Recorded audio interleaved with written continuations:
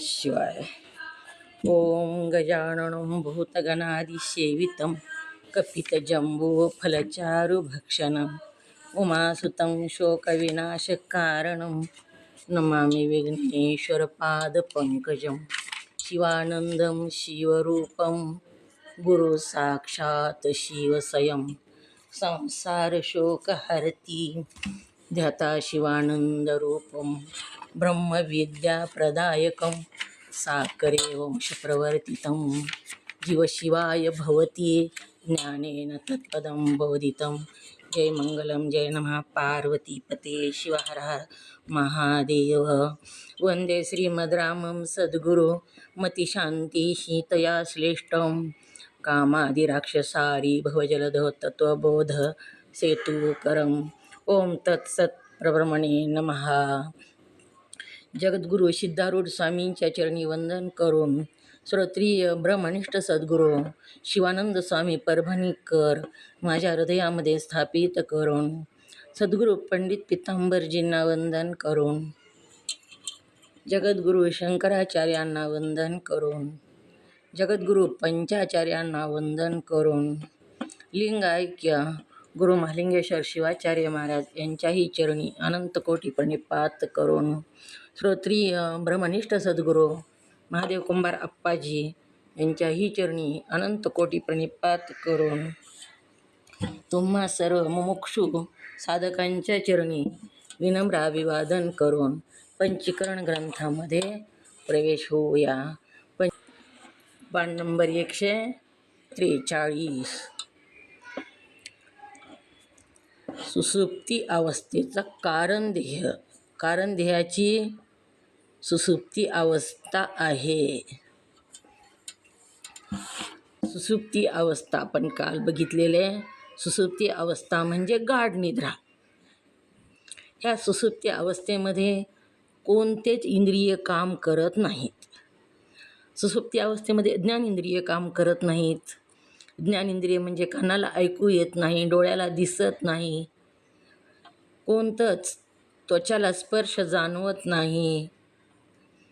श्रोत्र त्वचा चक्षु जिव्हा घ्राण जिभेला सुद्धा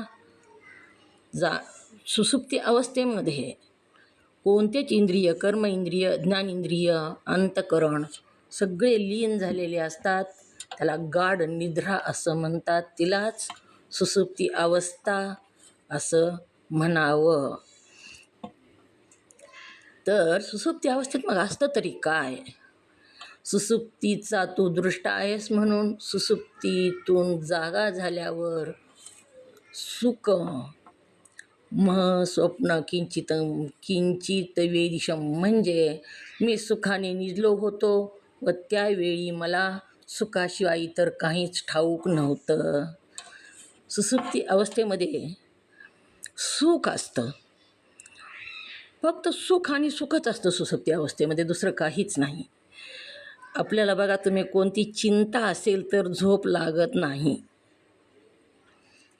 सुखमय अवस्था प्राप्त होत नाही. आणि झोप लागली तेव्हा त्या झोपीमध्ये चिंता नसते, दुःख नसतं, कोणतंच दुःख नसतं. आपल्या जवळच्या माणसाचा अंत झाला एखाद्या तरी झोप लागत नाही, पण झोप लागली की झोपीमध्ये ते दुःख नसतं. झोपीमध्ये सुसुप्ती अवस्थेमध्ये सुखच असतं. म्हणून सुसुप्ती अवस्थेमध्ये आनंदाचा भोग सांगितला. सुसुप्ती अवस्थेचे 8 तत्व कोणते? हात वरी करा, एकदम सगळे म्यूट उघडू नका. सुसुप्ती अवस्थेचे 8 तत्व कोणते? ओम नमः शिवाय.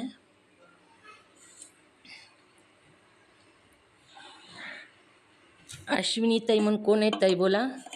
सुसुप्ती अवस्थेचे 8 तत्व. अश्विनी ताई, मंगेताई बोला. सुसुप्ती अवस्थेचे 8 तत्व कोणते?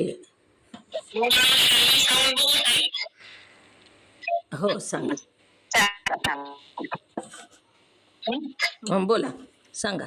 सुसुप्ती अवस्था हृदयस्थान, अशांती वाचा, आनंद भोगदान, द्रव्यशक्ती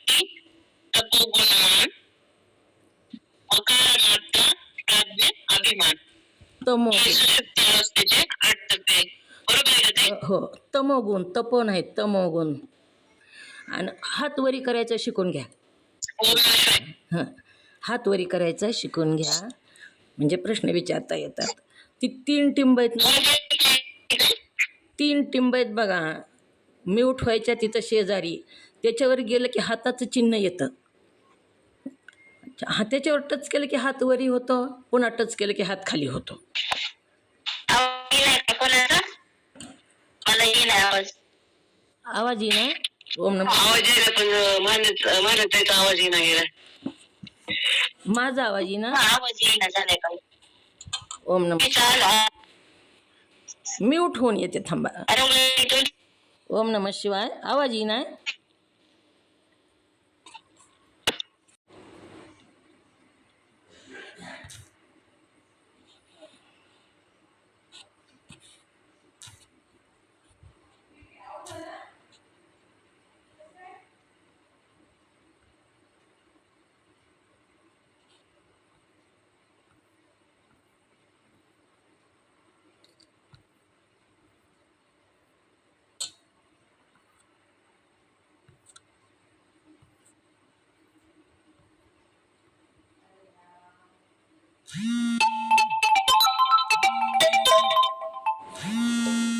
साधकांना नमस्कार. ओम नमः शिवाय. यायला का आवाज? ओम नमः शिवाय. आवाज यायलाय का? ओम नमः शिवाय. ओम नमः शिवाय.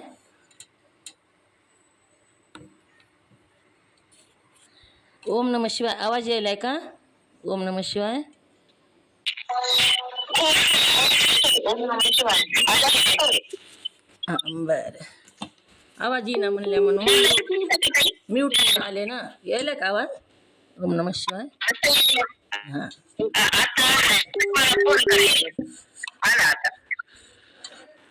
सुसुप्ती अवस्था. 8 तत्व आपण बघत आहोत. सुसुप्ती अवस्था, हृदयस्थान, पशंती वाचा, आनंद भोगजान. आनंद आहे सुसुप्ती अवस्थेत, फक्त आनंद म्हणजे आनंदच आहे. आनंदाचा भोग आहे तिथं. द्रव्यशक्ती, तमोगुणमान, मकार मात्रा, प्रज्ञाभिमान. ह्याचं पूर्ण विश्लेषण पुढे येतं आहे. तर आनंदाचा भोग या सुसुप्ती अवस्थेत होतो. सुसुप्ती अवस्थेत सुखाच असतं. सुखा वाचून दुसरं काहीच नसतं. त्या सुसुप्तीच्या वेळेच्या सुखाचा अनुभव घेणारा तू आत्मा आहेस. म्हणूनच जागा झाल्यावर तू वर सांगितल्याप्रमाणे बोलतोस. सुसुप्ती अवस्थेत सुख आहे. मग ती कुणाला कळतं सुख आहे? ती झोपीमध्ये कळत नाही. ती झोपीमध्ये सुख आहे, पण तिथं जागत झाल्यानंतर आपण सांगतो की खूप सुखानं झोपलो होतो, खूप चांगली झोप लागली, झोपेतून उठल्यावर खूप चांगलं वाटतंय. आनंद, सुखमय जी अवस्था आहे त्याला जाणणारा आत्मा तू वेगळा आहेस. कशापेक्षा वेगळा आहे आत्मा? कारण ध्येयापेक्षा. आणि कारण ध्येयाची जी सुसुप्ती अवस्था आहे त्याच्यापेक्षा सुद्धा आत्मा वेगळा आहे. सुसुप्ती अवस्था म्हणजेच आत्मा नाही. का नाही? तर त्या सुसुप्ती अवस्थेला आत्मा जाणतो. जाग झाल्यावर तो म्हणतो मी सुखानं झोपलो होतो. मग मी वेगळा आणि ती झोप वेगळी. मी सुखानं झोपलो होतो, त्या झोपीला तो जाणतो. म्हणून सुसुप्ती अवस्था म्हणजेच गाढ निद्रा. त्या निद्रेला तो जाणतो, सुसुप्ती अवस्थेला जाणतो. म्हणून आत्मा सुसुप्ती अवस्थेपेक्षा वेगळा आहे. सुसुप्तीच्या वेळी सुखाचा अनुभव म्हणजे दुःखमय प्रपंचाच्या अभावाचा अनुभव. सुखाचा अनुभव म्हणजे काय? सुप्ती अवस्थेमध्ये सुख आहे असं आपण म्हणतो. आनंदमय कोश आहे तिथं. मग सुखाचा अनुभव म्हणजे काय? तर सुसुप्ती अवस्थेमध्ये प्रपंचातलं कोणतंच दुःख तिथं नसतं. प्रपंचित दुःखमय प्रपंचाचा अभाव असतो. भाव म्हणजे असणे आणि अभाव म्हणजे नसणे. प्रपंचातल्या दुःखमय प्रपंचाच्या अभावाचा अनुभव जर तुला आला नसता तर जागा झाल्यावर मी आज मोठ्या सुखानं निजलो होतो. त्यावेळी सुखाशिवाय दुसरं काहीच मला माहीत नाही. दुःखमय प्रपंच तिथं नसतो, त्याचा अभाव असतो. आणि भाव कशाचा असतो? तो सुखाचा भाव असतो आणि दुःखमय प्रपंचाचा अभाव असतो. जर तुला सुखचा अनुभव आला नसता तर जागा झाल्यावर मी सुखानं झोपलो होतो असं तू म्हणतोस. मी आज मोठ्या सुखानं निजलो होतो. त्यावेळी सुखाशिवाय दुसरं काहीच मला माहीत नाही. घरामध्ये काहीतरी घडलं, दुःखमय घडलेलं आहे, पण ते निद्रेत आहे, झोपीत आहे. आणि त्यावेळी दुःख नव्हतं. घरामधला एखादा माणूस आपण म्हणतो गेला तरीसुद्धा आपल्याला झोपीमध्ये दुःख होत नाही.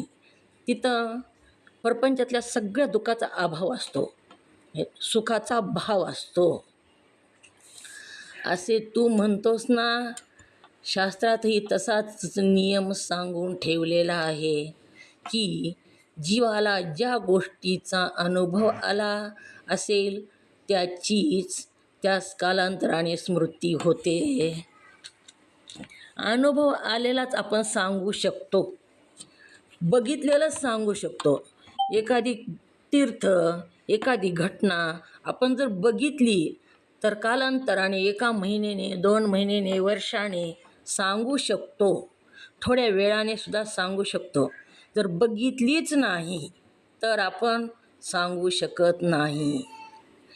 स्मृती आहे. अनुभव आला असेल त्याचीच त्यास कालांतराने स्मृती होते. उदाहरणार्थ, कोणी एखादा मनुष्य काशी जाऊन तिथल्या काशी विश्वेश्वराचे मंदिर, मनकर्णिकेचा गंगेचा घाट प्रत्यक्ष पाहून आला. यात्रेला गेला, काशी विश्वनाथाचं मंदिर बघितलं, मनकर्णिका घाट बघितला, तिथली भागीरथी गंगा बघितली, सगळे तिथले मंदिरं बघितले, तर पुन्हा तिथून तो घरी आला, गंगेचा घाट प्रत्यक्ष पाहून आला असेल तरच त्या मनुष्या स्वदेशी परत आल्यानंतर कालांतराने काशी विश्वेश्वराच्या मंदिराचे आणि मनकर्णिकेच्या घाटाचे स्मरण होऊ शकते. जर काशीला गेलेला माणूसच तिथलं सांगू शकतो, गेला जर नसेल तर सांगू शकत नाही. मग सुसुप्ती अवस्थेमध्ये आपण सांगतो सुखाने झोपलो होतो, तर मग तिथं होता म्हणूनच सांगू शकतो. तिथं जर तो मी नसेल, तो आत्मा नसेल तर सांगता येत नाही. तिथं तो होता, तिथं दुसरं काहीच नव्हतं, पण चैतन्य तिथं होतं, जीव असतो तिथं. त्याचं स्वदेशी परत आल्यावर कालांतराने काशी विश्वेश्वराच्या मंदिराचे आणि मनकर्णिकेच्या घाटाचे स्मरण होऊ शकेल. त्याचप्रमाणे सुसुप्तीत सुखच आहे, दुसरे काहीही नाही. सुसुप्ती अवस्थेत सुखच आहे, सुखाशिवाय दुसरं काहीच नाही. जागृत अवस्थेत किती दुःख येतो. जागृत अवस्थेमध्ये क्षणाक्षणाला दुःख आहे बघा. सगळे इंद्रिय जागेत आणि सत्वगुणात थोडा वेळच असतो आपण. म्हणून जागृती अवस्थेचा रजोगुण सांगितला आहे. जास्त वेळ आपण रजोगुणातच असतो. भांडण होतं, काम करतो, अशी ही जी क्रिया होते ती रजोगुणाची क्रिया आहे. मग सत्वगुणाची कोणती क्रिया आहे तर नामस्मरण करणं, ही पाठ ऐकणं किंवा ग्रंथाचं वाचन करणं, आपल्या स्वस्वरूपाचं ज्ञान करून घेणं, ही जी आहे ती ही सत्वगुणाची क्रिया आहे. आणि प्रपंचातले विचार करणं, प्रपंचातले कामं करणं ही रजोगुणाचं आहे. निंदा, भांडण, शिव्या, शाप ही करणं ही तमोगुणाचं काम आहे. ह्या 3 गुणांनाच आपलं आयुष्य वेढलेलं आहे. कधी सत्वगुणात असतं, तेव्हा सत्वगुणात जेव्हा आपण असतो तेव्हा रजोगुणात आणि तमोगुणात नसतो. रजोगुणात असतो तेव्हा सत्वगुणात आणि तमोगुणात नसतो. जेव्हा तमोगुणात असतो तेव्हा रजोगुणात आणि सत्वगुणात नसतो. एकाच गुणामध्ये आपण असतो आणि ह्या तिन्ही गुणातच सारखा आपण असतो. ज्या गुणामध्ये जास्त वेळ आपण राहतो, सत्वगुणात जर जास्त वेळ असाल तर तिथं आनंद असतो. आपण सत्वगुणात आहे ते कसं ओळखायचं? आपण आपल्या आत्म्याच्या जवळ आहेत ही कसं ओळखायचं? तर ज्यावेळेस आपलं अंतःकरण आनंदी असेल त्यावेळेसच आपण आत्म्याच्या जवळ असतो. कारण आत्मा कसा आहे? आनंद आहे. आत्मा सच्चित आनंदरूप आत्मा आहे आणि त्याच्या जवळ आपण असतो तेव्हा आपण आनंदीच असतो. जेव्हा आनंदी आहेत तेव्हा आत्म्याच्या जवळ असतो. त्याप्रमाणे सुसुप्तीत सुखच आहे, दुसरे काहीही नाही. असं जर जीवाने अनुभव घेतला असेल तरच तो जागा झाल्यावर मी मोठ्या सुखाने निजलो होतो असे म्हणू शकेल. एरवी असे कसे म्हणेल? एरवी तो म्हणूच शकत नाही. मी सुखाने निजलो होतो असा तो म्हणू शकत नाही. अभाव कशाला म्हणावं? ओम नमः शिवाय. अभाव म्हणजे काय? हात वरी करा. भाव आणि अभाव. आता इथं दुःखाचा, प्रपंचाच्या अभाव सांगितला.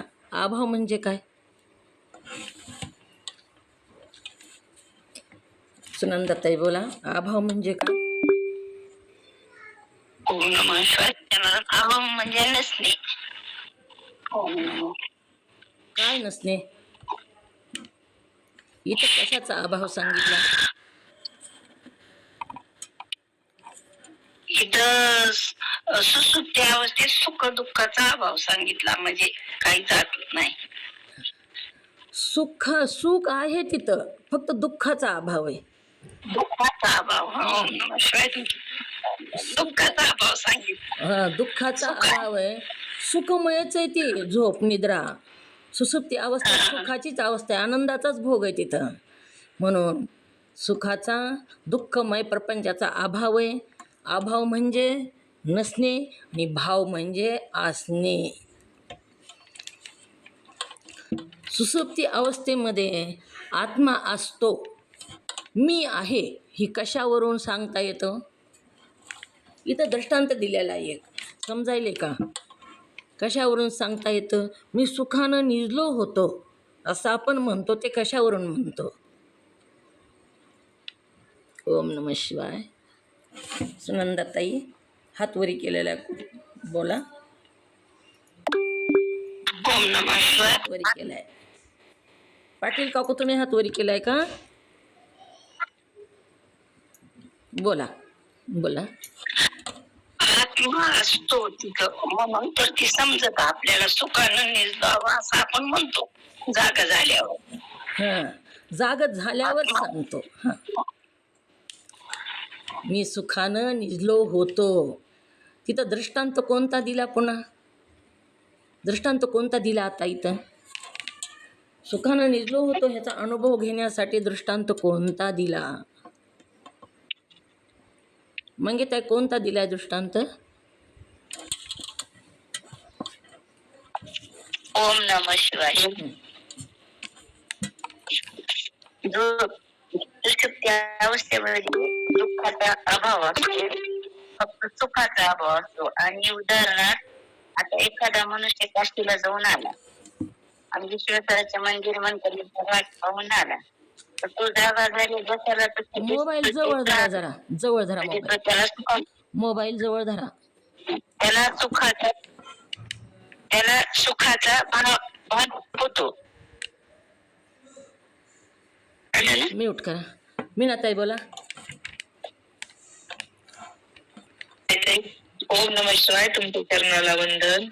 त्याला सुखाचा अनुभव कसा होतो तरी उदाहरणार्थ तो काशीला एखादा मनुष्य काशी जाऊन तिथल्या काशी विश्वेश्वराचे मंदिराचे व मणिकर्णिकेच्या घाटाचा प्रत्यक्ष अनुभव घेऊन तो स्वदेशी परत आल्यानंतर कालांतराने काशी विश्वेश्वराच्या मंदिराची आणि मनकर्णिकेच्या घाटाची जसे पाहिले तसे हुबेहूब तो सांगतो.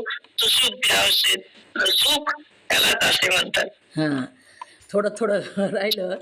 जसं मनकर्णिकेचा घाट बघितला, म्यूट करा ताई.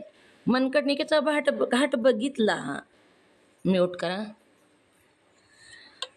गंगा बघितली, विश्वनाथाचं मंदिर बघितलं, तर घरी आल्यानंतर ती दुसरं कोणी जर चाललं तर सांगतो का नाही आपण, मी बघितलं तिथं असं आहे, गंगा अशी वाहते, सगळं तिथं जे बघितलं ते आपण सांगतो. तसंच झोपीत सुद्धा आपण आहेत बघा, म्हणून झोपीतला अनुभव सांगतो. झोपीचा अनुभव आपल्याला आपण तिथं आहेत म्हणून सांगता येतो. त्याच्यासाठी हा दृष्टांत दिलेला आहे मनकर्णिकेचा, काशीचा. तिथं जाऊन आल्यानंतरच सांगता येतं. जो तिथं गेलाच नाही त्याला सांगता येत नाही. तिथं गेलेला असेल तरच सांगता येतं. तसं आपण सुसुप्ती अवस्थेत असतो, तिथं मी आत्मा आहे म्हणूनच आपण सुखाने झोपलो आहे असं सांगता येतं. त्याच्यासाठी आणखीन एक दृष्टांत दिलेला आहे. दृष्टांत दुसरा, कल्पना कर, रात्रभर गस्त घालीत पहारा करणारा कोणी एक शिपाई रस्त्यावर उभा असताना त्या दुसऱ्या एका माणसाने विचारले की, आता गल्लीमध्ये चोऱ्या होऊ लागल्या आणि चोऱ्या होऊ लागल्या म्हणून काय केलं, एखादं गस्त घालायला माणूस ठेवलं आणि ती रात्रभर जागत बसतं, कोण आलं कोण गेलं ही बघण्यासाठी. मग असाच एक माणूस, रात्रभर गस्त घालणारा माणूस होता, रात्रभर जागणारा. रस्त्यावर उभा असताना त्या दुसऱ्या एका माणसाने विचारलं. तिथं दुसरं एक माणूस सकाळी आलं आणि सकाळ झाल्यावर आलं ते दुसरं माणूस आणि त्यानं काय विचारलं, अहो शिपाई दादा, गेल्या रात्री 12:02 वाजण्याच्या सुमारास रस्त्यावरून कोण गेले बरे? काय विचारलं त्यानं? रात्री 2च्या नंतर, 2च्या सुमारास या रस्त्यावरून कुणीतरी गेलं, तर ती कोण होतं, कोण गेलं असं विचारलं आहे. तेव्हा तो शिपाई त्यास उत्तर देतो, नाही बुवा, त्यावेळी कोणीही रस्त्यावरून गेले नाही. काय म्हणायला शिपाई? नाही बुवा, कोणीही रस्त्यावरून गेलं नाही. काय विचारलं होत्या माणसानं? त्या शिपायाला काय विचारलं? प्रश्न काय विचारला? लक्षाच्या ठिकाणी लक्ष ठेवायचं म्हणजे लक्षात राहतं. काय विचारलाय ओम नमः शिवाय. रात्री 12च्या नंतर 2 वाजता रस्त्यावरून कोण गेलं का असा प्रश्न विचारला. आणि काय सांगितलं त्या गस्त घालणाऱ्या माणसानं? त्यांनी सांगितलं की कोणीच गेलं नाही. हां, कोणीही गेलं नाही. म्हणजे या त्याच्या उत्तरावरून समजून येते की रस्त्यावरून कोणीही गेले नाही. त्यानं असं म्हणल्यावर आपल्या लक्षात येतं का नाही, प्रत्येकाच्या त्या रस्त्यावरून कुणीच गेलं नाही. ज्या माणसाने विचारलं त्याच्या लक्षात आलं की त्यानं सांगितलं म्हणून लक्षात आलं की रस्त्यावरून कोणी गेलं नाही. हे जाणणारा शिपाई तेथे त्यावेळी होता. ही जी रस्त्यावरून कुणी गेलं नाही ही जाणणारा शिपाई कुठं होता? ओम नमः शिवाय. कुठं होता तो जाणणारा शिपाई? डायरेक्ट म्यूट उघडून बोलू नका, खरखर आवाज यायला आहे. हात वरी करा. रस्त्यावर तो शिपाई कुठं होता? मीनाताई बोला. ओम नमः शिवाय. शिपाई रात्री गस्त घालीत होता. ओम नमः शिवाय. मग रस्त्यावरून कुणी गेलं नाही असं त्याला तिथं होता म्हणून कळालं. तिथं जर नसता तर त्याला कळालं असतं का? हां, कळालं नसतं. म्हणून कोण गेलं नाही असे त्या सांगता आले. तो तिथं होता म्हणूनच त्याला सांगता आलं की ही रस्त्यावरून कुणीही गेलं नाही. म्हणजे फिरून स्वतः तो शिपाई त्यावेळी तेथे नसता तर कोणीही गेले नाही असे सांगता आले नसते. हीच गोष्ट निद्रेला लागू आहे. हीच गोष्ट निद्रेला लागू आहे.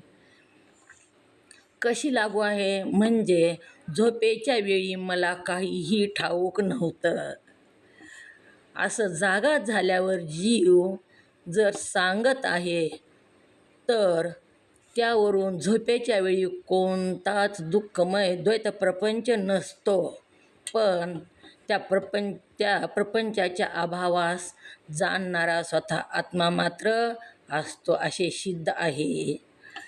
तिथं तो गृहस्थ होता म्हणूनच त्याला सांगता आलं. तिथं जर तो नसता तर त्याला सांगता आलं नसतं. तसंच इथं झोपेच्या वेळी आपण झोपे गेलेलो आहोत आणि तिथं मी आत्मा आहे म्हणूनच जागा झाल्यावर त्याला काय सांगता येतं? काय सांगतो ती जागा झाल्यावर? ओम नमः शिवाय. जीव जागा ओम नमः झाल्यावर शिवाय. सांगतो. ओम नमः शिवाय. हां बोला. मी गाढ झोपी गेलो होतो असं सांगतो जीव. कधी सांगतो? झोपेतून जागे झाल्यावर. हां, जागा झाल्यावर सांगतो ते. झोपीत सांगता येत नाही. तिथं सगळे इंद्रिय लीन झालेले आहेत. झोपेतून जागा झाल्यावर तो काय सांगतो? मी सुखानं झोपलो होतो. मला खूप छान झोप लागली. मग तिथं तो जीव आहे म्हणूनच सांगतो. जसं हा जो व्यक्ती आहे घस्त घालणारा तो रस्त्यावर होता म्हणूनच त्याला सांगता आलं की या रस्त्यावरून कोणीही गेलं नाही.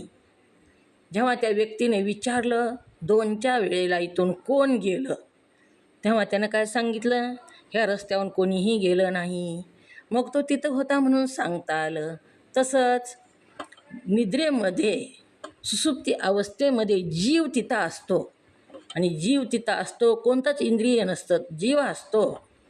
इंद्रिय तर असतात पण लीन झालेले असतात अज्ञानामध्ये आणि जीव असतो म्हणूनच त्याला सांगता येतं की मी सुखानं निजलो होतो. दृष्टांत थोडक्यात सांगता येईल काही दुसरा? ओम नमः शिवाय. कोणाला येतो सांगता? सांगा जयश्रीताई.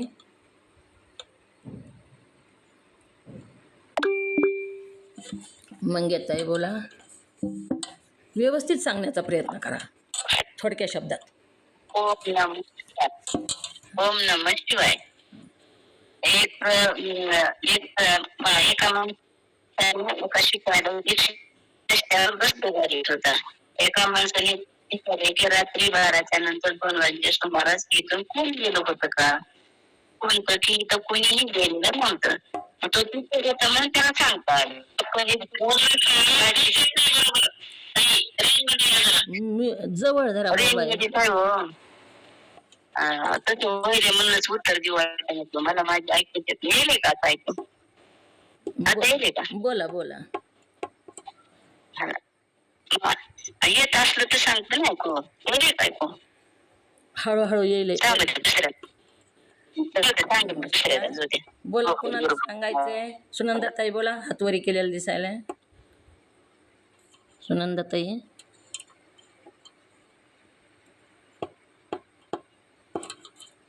कोण सांगते?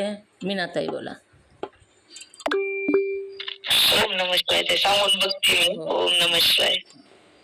कल्पना कर, रात्रभर गस्त घालीत पहारा करणारा एक शिपाई होता.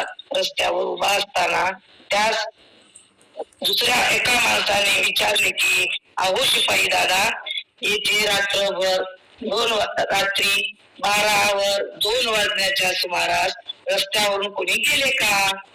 तेव्हा तो शिपाई त्यास उत्तर देतो, नाही बुवा, त्यावेळी तर कोणीही गेले नाही. म्हणजे या त्याच्या उत्तरावरून समजून येते की रस्त्यावरून कोणीही गेले नाही. हे जाणणारा शिपाई येथे त्यावेळी होता म्हणूनच त्याला हे सांगता आले. ओम नमः शिवाय. कशा करता दृष्टांत दिला हा? कशासाठी दिलाय? वाचून नका दाखवू. तुम्हाला समजलं का सांगा? काय समजलं ह्याच्यावर? त्याच्यावरून सुषुप्ती अवस्थेत म्हणजे बरोबर आहे, मला सांगता येईल. बरोबर आहे, हा? सांग, बरोबर आहे. हा. गाढ झोपलेले सुषुप्ती अवस्थेत गाढ झोपलेले असताना कोण आहे तिथं? मी झोपलो असं सांगणारा कोण आहे तिथं? इथं कसा गस्त मी घालणारा आत्मा माणूस होता? हा, बोला. मी आत्मा होतो. ओम नमः शिवाय. जयश्रीताई सांगता येईल का? म्यूट करा ताई. मी आत्मा होतो सुषुप्ती अवस्थेत गाढ निद्रेत. तेवढा शब्द तसं अर्धवट कसं? पूर्ण वाक्यात उत्तर द्या ना. मी आत्मसुसुप्ती अवस्थेत होतो म्हणजे कशावरून होतो काय? ओम नमः शिवाय. सुनंदाताई सांगता येईल का? पूर्ण वाक्यात उत्तर द्यायचं. कशासाठी ओम दृष्टांत नमः दिला हा? हा दृष्टांत सुसुप्ती अवस्थेत झोपलेल्या ह्याच्यासाठी दिला, जीवासाठी. जीव झोपतच नाही. चैतन्य झोपत नाही. मी सुसुप्ती अवस्थेत गेलेल्या मी जो सुखाने झोपलो होतो असं तो जो म्हणतो तो मी आत्मा आहे. त्याच्यासाठी दृष्टांत दिला. कारण तिथं ती जी माणूस संध्याकाळी सांगत होता मी इथून कोणही गेलं नाही, ती पण तिथं म्हणजे ती जागा होत, म्हणजे त्याला तिथं त्याला आत्मा तिथं होता म्हणून त्याला सांगता आलं. ह्याच्यासाठी दृष्टांत दिला. ओम नमः शिवाय. ओम नमः शिवाय. सुनीता सांगता येईल का? ही कळायला पाहिजे. तुम्ही सांगितलं तर तुम्हाला कळतं म्हणून विचारायले. ही दृष्टांत. ओम नमः शिवाय. हा सांगा. सांगू नको. हो सांग. ओम. कल्पना करा, एक शिपाई रात्रभर रस्त्यावर गस्त घेत असतो. वाचून दाखवू नका. ओम नमः शिवाय. वाचून नाही, दाखवा. त्याला एक माणूस विचारतो की अरे बाबा किती 12 ते 2 सुमारास रस्त्यावर कुणी गेलं का? तो म्हणतो रस्त्यावरून कुणी गेलेलं नाही.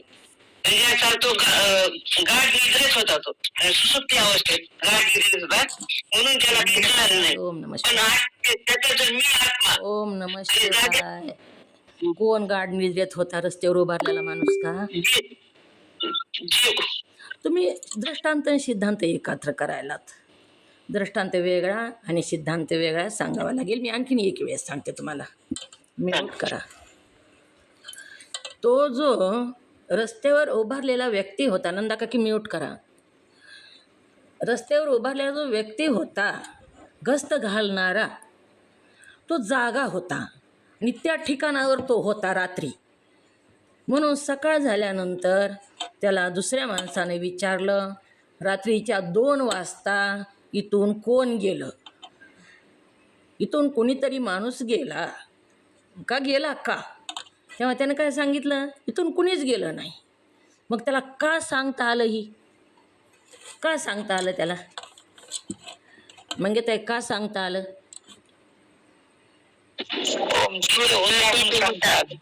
सांगता आलं. तो तिथं होता म्हणून सांगता आलं. म्यूट करा. आणि म्हणून तसंच आपण सुसुप्ती अवस्थेमध्ये मी सुखाने झोपलो होतो असं जे आपण सांगतो, तो का सांगतो? तर तिथं जीव आहे. जीव आहे म्हणून सांगतो. काशीला गेलेलं हे आपण सांगतो, मनकर्णिकेला गेलेलं सांगतो. मग तिथं जाऊन आपण आलो म्हणून सांगतो ना. आपण तिथं गेलो होतो, तिथं होतो आपण, आणि जाऊन आल्यानंतर पुन्हा सांगतो आपण. तसंच झोपेतून जागा झाल्यानंतर जीव तिथं होता म्हणून जागा झाल्यानंतर तो सांगतो की मी सुखानं झोपलो होतो. तिथं जर जीव नसता तर त्याला सांगता आलं असतं का? तो जो व्यक्ती होता रस्त्यावर, तो तिथं जर नसता तर कोण गेलं ही त्याला सांगता जसं आलं नसतं. तसं सुसुप्ती अवस्थेमध्ये जीव तिथं असतो म्हणूनच त्याला सांगता येतं की मी सुखाने झोपलो होतो. येईल का लक्षात? कोणत्या पद्धतीनं सांगावं तुम्हाला? मला जेवढं कळतं तेवढं सांगायला बघा समजून. बोला बरं आता. सुसुप्ती अवस्थेमध्ये बोलू का? हां बोला. ओम नमः शिवाय. जसा तो रस्त्यावरला गस्त घालणारा माणूस रस्त्यावर होता म्हणून त्याला सांगता आले की दुसऱ्याने विचार इथून कोण गेलं होतं ते तिथं होता म्हणून त्याला सांगता आलं. त्याचप्रमाणे आपण गाढ निद्रेत झोपले असताना मी आत्मा त्याला पाहायला असतो म्हणून आपण जागे झाल्यानंतर सुद्धा आपण निद्रेची सुख बघतो ते सांगू शकतो. जीव असतो तिथं, तिथं असतो, आत्मा असतो म्हणून तो सांगू शकतो. बरोबर सांगितलं मी. आता हे सांगून बघा अजून एकदा, म्हणजे लक्षात राहतं. तीच सांगून बघा.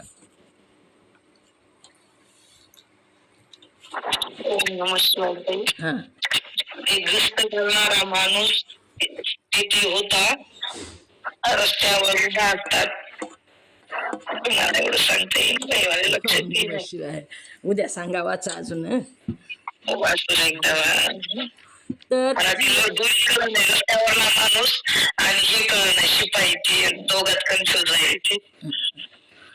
तर जसा रस्त्यावरचा माणूस तिथं होता म्हणून त्याला सांगता आलं, तसंच सुसुप्ती अवस्थेत जीव असतो. जीव कशाला म्हणावं, बोला बरं. ओम नमः शिवाय. हा, अंतकरण कुटस्थ चैतन्य, अंतकरणात कुटस्थ चैतन्याचं पडलेल्या प्रतिबिंबाला जीव असे म्हणतात. जीव असे म्हणावे. लक्ष्मीताई कशाला म्हणावं जीव? अंतकरणामध्ये कुटस्थ चैतन्याला जीव असे म्हणा. नंबर 1 अंतकरण. म्यूट करा, म्यूट करा, एकदा ऐका, म्यूट करा. नंबर 1 अंतकरण, नंबर 2 कुटस्थ चैतन्य. आणि कुटस्थ चैतन्याचं अंतकरण पडलेलं, जी अंतकरणामध्ये पडलेलं जी प्रतिबिंब आहे त्याला ही जीव म्हणावं. ही तिन्ही मिळून जीव होतो. कुटस्थ चैतन्य पण लागतं, अंतकरण पण असायला पाहिजे, आणि त्याच्यातलं पडलेलं प्रतिबिंब, त्याला जीव असं म्हणावं. आभास कशाला म्हणावं? आभास कशाला म्हणावं? नंदा काकी बोला, आभास कशाला? आभास म्हणजे नसणे.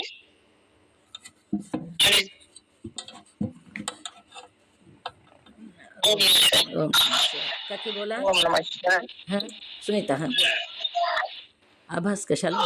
ओम नमः शिवाय. आभास कशाला म्हणावे? मुखाच्या आरशात पडलेल्या प्रतिबिंबाला आभास अशी म्हणावे. अवच्छेदक टाकून सांगायचं, वेगळे वेगळे अवच्छेदक टाकायचे. नंबर 1 आरसा. हां पुढचं. नंबर 1 नंबर 2 आरसा. हां मुखाच्या आरशात पडलेले प्रतिबिंब. हां 3 नंबर. तिन्ही मिळून काय झाला? आभास झाला. आभास झाला. जसा आभास आहे तसा हां बोल. मुख नंबर 1 मुख, नंबर 2 आरसा, नंबर 3 मुखाच्या आरशात पडलेले प्रतिबिंब, या तिन्हीला त्याला आभास असे म्हणावे. हां या तिन्हीला मिळून काय म्हणावं? आभास म्हणावं. आणि जीव कशाला म्हणावं? जीव. 1 कुटस्थ चैतन्य, 2 अंतकरण, 3 कुटस्थ चैतन्याच्या अंतकरणात पडलेल्या प्रतिबिंबाला जीव असे म्हणावे. ओम नमः शिवाय. जसा आभास आहे तसा जीव आहे. आपलं मुख आहे, आपण आरशात बघतो, आणि आरसा आणि मुख आणि पडलेलं प्रतिबिंब 3 असतं, तेव्हाच तिथं आभास म्हणजे ती मुखाचं प्रतिबिंब जाणवतं. तसा जीवसुद्धा आहे. कुठंच चैतन्य म्हणजे आत्माच आहे ती, पण अंतकरणात पडलेले प्रतिबिंब, अंतकरणाची उपाधी लागली त्याला, म्हणून तो जीव झाला. आत्मा होता पण जीव झाला. आता सागर आहे बघा, समुद्रातलं पाणी एका गिलासात घेतलं तर आपण पाणी कशातलं पाणी म्हणतो? गिलासातल्या पाण्याला गिलासातलं पाणी म्हणतो, आणि सागरातल्या पाण्याला सागराचं पाणी म्हणतो. मग गिलासातलं पाणी का म्हणतो? तर त्या गिलासाचं त्याला काय लागलं? उपाधी लागली. गिलासाची उपाधी लागली म्हणून ते गिलासातलं पाणी झालं, नाहीतर मूळ ती पाणी समुद्राचं आहे. तसंच आडातलं पाणी, मूळ आडातलं पाणी आहे. आपण ती घागरीत आणलं म्हणून आपण काय म्हणतो? पाणी कुठलं घेतलं तर घागरीतलं घेतलं म्हणतो. मग घागर ही उपाधी लागली त्याला, म्हणून ती घागरीतलं पाणी झालं. तसंच आत्मा, मूळचा आत्माच आहे, पण अंतकरणाची उपाधी लागली म्हणून. आणि कुटस्थ म्हणजे खोटं. ही शरीर जी आहे, कुठ शरीराला म्हटलेलं आहे. कुटस्थ म्हणजे खोटं, म्हणजे नाश पावणारं. या शरीरामध्ये आत्मा आला म्हणून तो कुटस्थ झाला. खोट्या शरीरामध्ये आला म्हणून तो जीव झाला. मुळातला तो आत्मा आहे. आत्मा वेगळा आणि जीव वेगळा.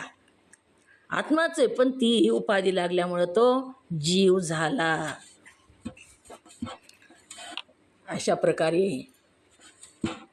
इथं कारण ध्येयाचं ही सुसुप्ती अवस्था आपण बघत आहोत. तर प्रपंचाच्या अभावाचा दुःखमय द्वैत प्रपंच नसतो. सुसुप्ती अवस्थेमध्ये प्रपंच नसतो, दुःखमय नसतो, तिथं सुखच असतं. पण त्या प्रपंचाच्या अभावात जाणणारा स्वतः आत्मा मात्र असतो.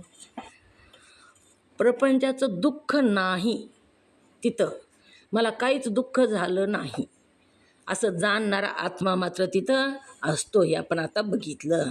पुन्हा शिष्य म्हणतात, गुरु महाराज, सुसुप्त अवस्थेतला जाणणारा आत्मा आहे असे जर आपण म्हणता तर काय म्हणायला शिष्य? गुरु महाराज, सुसुप्ती अवस्थेतल्या जाणणारा आत्मा आहे, जी सुसुप्ती अवस्था आहे त्याला जाणणारा आत्मा आहे असे आपण म्हणालात. आपण आता मला सांगितलं झोपेमध्ये सुद्धा आत्मा आहे आणि ह्या झोपीला तो आत्मा जाणतो, म्हणजे सुसुप्ती अवस्थेला जाणतो. तर मी सुसुप्त अवस्थेला जाणत आहे असे निद्रेतच तो आत्मा का म्हणत नाही? कसा प्रश्न सुंदर विचारला आहे. काय म्हणतो शिष्य? तो म्हणतो, आता सुसुप्ती अवस्थेमध्ये आत्मा तर तिथं आहे, मग सुसुप्ती अवस्थेमध्ये तिथं सुख प्राप्त होतं निद्रेमध्ये, आणि तिथं सुख प्राप्त झाल्याबरोबर त्या सुसुप्ती अवस्थेचं तो का सांगत नाही मला सुख मिळालं म्हणून? जाग झाल्यानंतर तो सांगतो, सुसुप्ती अवस्थेत तो सांगत नाही. तिथं त्याला सुखाची प्राप्ती झालेली, पण तिथं तो सांगत नाही. असं का? निद्रेतच तो आत्मा का म्हणत नाही? मी सुसुप्ती अवस्थेत जाणत आहे असे निद्रेतच तो आत्मा का म्हणत नाही? आणि जागा झाल्यावर तसे का बोलतो? झोपेतच का बोलत नाही आणि जागा झाल्यासच का बोलतो? असा शिष्याचा प्रश्न आहे. काय प्रश्न आहे शिष्याचा? प्रश्न कळाल्याशिवाय उत्तर कळत नाही. काय विचारला प्रश्न शिष्यानं? ओम नमः शिवाय. मंगलताई आहेत का? बोला बरं. लक्षाच्या ठिकाणी लक्ष ठेवायचं म्हणजे लक्षात येतं. बोला, काय प्रश्न विचारला? हं? म्हणजे आत्मा जागेपणी का म्हणत नाही की बोलत नाही आणि निद्रे अवस्थेतच का बोलतो सांगतो? झोपेत बोलतो का आत्मा? निद्रेत बोलतोय का? ओम नमः शिवाय. म्यूट करत आहे. बरोबर आलं का हो मंगेताई? बरोबर सांगितलं का त्याने? उलट सांगितलं. ओम नमः शिवाय. बरोबर काय मग? ओम नमः शिवाय सांगू मी. ओम नमः शिवाय. शिष्य म्हणतो, महाराज, सुषुप्ती अवस्थेत जाणणारा आत्मा मग तो सुषुप्ती अवस्थेत का बोलत नाही? निद्रेत असताना का बोलत नाही? तो जागा झाल्यासच का सांगतो? असे म्हणतो. मंगलताई कळालं का? ओम नमः शिवाय. कळालं का? काय कळालं? काय कळालं? काय कळालं? सांगा काय कळालं ते. तो सुषुप्तीत असते ना, आत्मा सांगतो, बोलतो तसं.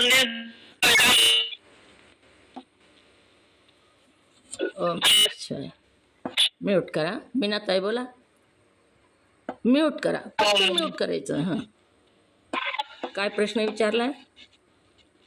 गुरु महाराज, सुषुप्त अवस्थेत जाणणारा आत्मा आहे हे खरं आहे म्हणतो, पण सुषुप्त अवस्थेत जाणत आहे, निद्रेत तो आत्मा का म्हणत नाही, जागा झाल्यावर तर ते का बोलतो, असा शिष्याचा प्रश्न आहे गुरु महाराजाला. तर त्याला आनंद होतो तिथंच तो का सांगत नाही असं विचारित आहेत.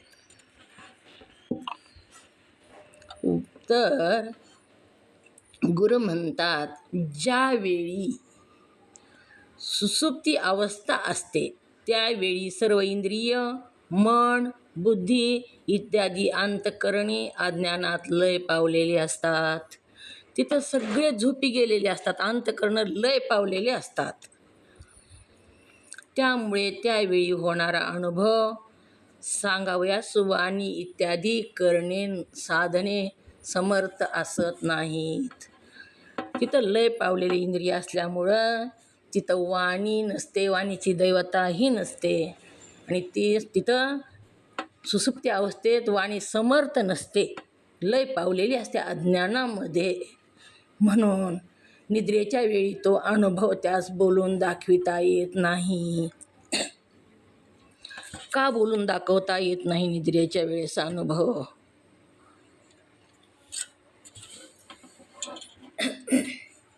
ओम नमः शिवाय सांगू? हो सांगा. ओम नमः शिवाय. कारण सुसुप्ती अवस्थेच्या वेळी सर्व इंद्रिय, मन, बुद्धी, अंतःकरण हे अज्ञानात लय पावलेले असतात आणि त्यामुळे होणारा अनुभव सांगायला वाणी समर्थ नसते.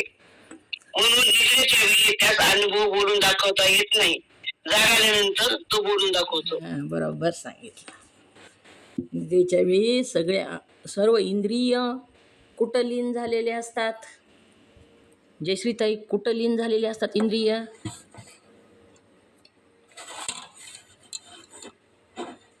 ओम नमः शिवाय. सुनीता, कुठं लीन झालेले असतात इंद्रिय? ओम नमः शिवाय. सुषुप्ती अवस्थेमध्ये अंतःकरणे अज्ञानात लय पावलेले असतात. ओम नमः शिवाय. म्यूट करा, पटकन म्यूट करायचं. म्यूट करा जयश्रीताई. हां सुनीता बोल. ओम नमः शिवाय. सुषुप्ती अवस्थेत सर्व इंद्रिय, मन, बुद्धी, अंतःकरण इत्यादी अज्ञानात लय पावलेले असतात. अज्ञानात, अंतःकरणात नाही लय पावलेले, अज्ञानामध्ये लय पावलेले असतात. हां. म्हणून काय होत नाही?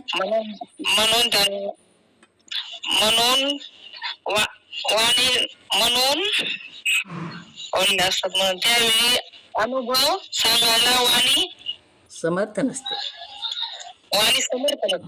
पूर्ण वाक्यात उत्तर दिलं म्हणजे सगळंच कळतं. मागचं पुढचं सगळं तिथे पूर्ण वाक्यात जर उत्तर दिलं तर. अर्धवट उत्तर दिल्यावर पुढचं तसंच राहतं समजायचं. म्हणून आपण ही सुसुप्ती निद्रा अवस्था कशी असते ह्याचा अभ्यास करत आहोत. आपला वेळ झालेला आहे. झालेली सेवा सद्गुरुनाथांच्या चरणी समर्पित, तुम्हा सर्व मोक्षजनांच्या चरणी समर्पित. जे मुखातून स्थूल देहाच्या ह्या शरीराच्या मुखातून जे अयोग्य शब्द बाहेर पडले ते वाणीचा दोष आहे. जे योग्य बाहेर पडलं ते सद्गुरुनाथाचा आशीर्वाद. झालेली सेवा सद्गुरूंच्या चरणी सर्व मोक्षाची इच्छा असणाऱ्या मोक्षजनांच्या चरणी समर्पित करून सेवेला पूर्णविराम. ओम नमः शिवाय.